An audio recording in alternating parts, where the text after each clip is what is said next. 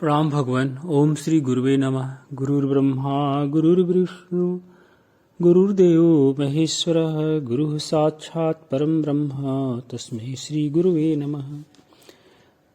भगवान ये श्रीमद् भागवत गीता के 5वें अध्याय के 14वें श्लोक में न कृतित्वम न कर्माणि लोकस्य सृजति प्रभु न कर्म फल संयोगम स्वभावस्तु प्रवर्तते। अब बोले कि भाई जब ईश्वर ही हमको इस झगड़े में डाल दिया है तब हम क्या करें।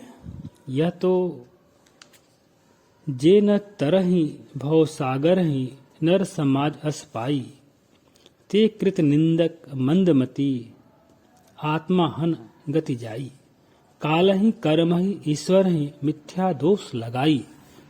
हमारे श्री स्वामी अखंडानंद जी महाराज कहते करे ईश्वर ने तुमको कर्ता थोड़े ही बनाया।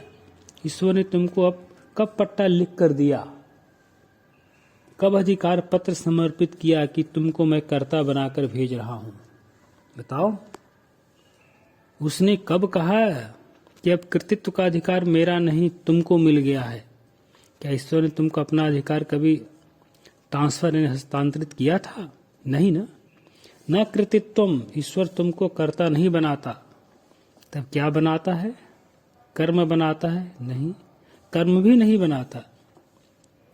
प्रभु विभु ईश्वर परमात्मा लोकस्य कृतित्वम न सृजति लोकस्य कर्माणि च न सृजति। ठीक है, लेकिन बाबा बांधता तो है ना। बोले कि नहीं, कर्म फल संयोगम च न सृजति। ईश्वर कर्म फल के साथ संयोग भी नहीं बनाता है। यह तो पूर्व मीमांसा वाले मानते हैं कर्ता जब कर्म करता है तो उससे अपूर्व पैदा होकर उसके साथ जुड़ जाता है और कुप्रवृत्ति अशुभ प्रवृत्ति होने से एक अदृश्य पैदा होता है जो कर्ता के साथ जुड़ जाता है। यह न्यायिक लोग मानते हैं कि ईश्वर तो नहीं करता है, लेकिन बात यह है कि जब हम लोग ही कहते हैं कि हे ईश्वर हम करता हैं, हे ईश्वर यह हमारा कर्म है, हे ईश्वर हमारे इस कर्म का फल यह है, इसमें से अच्छे अच्छे फल हमको दे दिया करो और बुरे बुरे तुम भोग लिया करो। अब बताओ कि बुरे बुरे क्या होंगे। हमारे एक महात्मा थे, एक लड़के को जो 19-20 वर्ष का होगा बहुत मिर्गी आती थी। मिर्गी माने अपस्मार।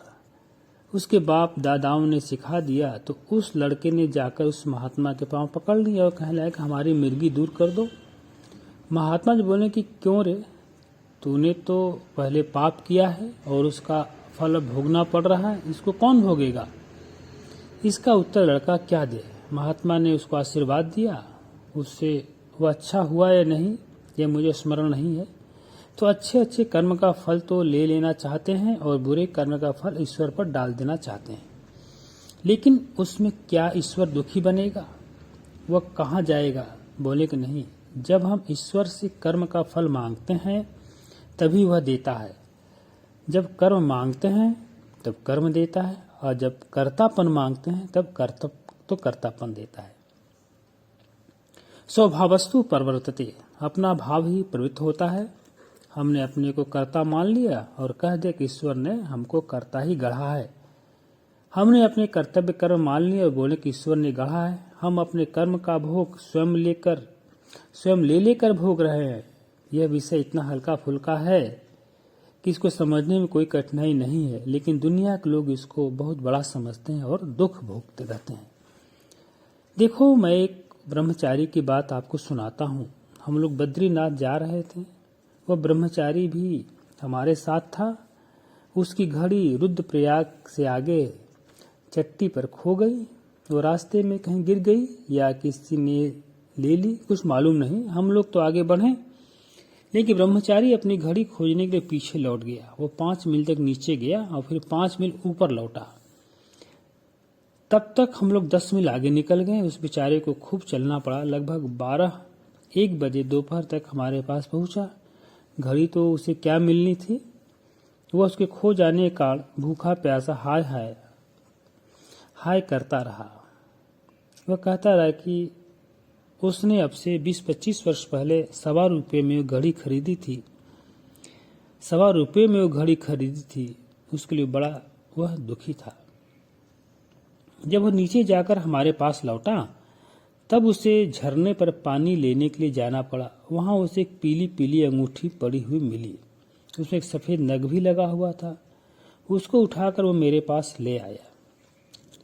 हम में से कोई नहीं पहचान सका कि अंगूठी पीतल की थी या सोने की थी।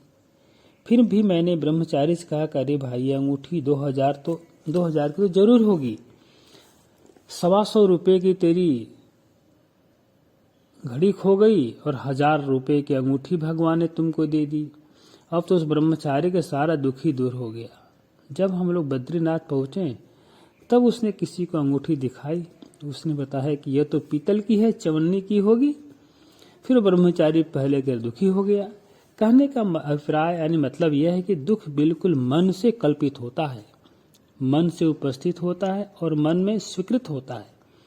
इसमें कुछ भी दमखम नहीं है। इसको हमारा बनाकर ईश्वर ने नहीं भेजा है, हमने ही उसको अपना माना है, हमने ही उसको बिछुड़ता माना और हमने ही उसको अपने को और हमने ही उससे अपने को दुखी किया। स्वभावस्तु परिवर्तते, हमने अपना यह स्वभाव बना लिया है। प्रणाम भगवान। ओम शांति ही शांति।